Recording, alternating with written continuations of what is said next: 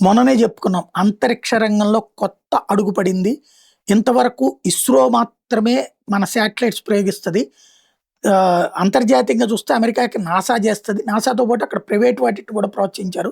Boeing కావచ్చు, space X కావచ్చు, ఇప్పుడు అట్లాగే సక్సెస్ అయినాయి. మన దేశంలో కూడా ప్రైవేట్‌ని ప్రోత్సహించే చర్యలో భాగంగా తొలి కంపెనీ మన తెలుగు వాళ్ళదే వస్తేను, వాళ్ళు చేసినటువంటి సక్సెస్‌తో ప్రైవేట్ కంపెనీ విక్రమ్ లాంచ్ చేశారు అని చెప్పుకున్నాం కదా!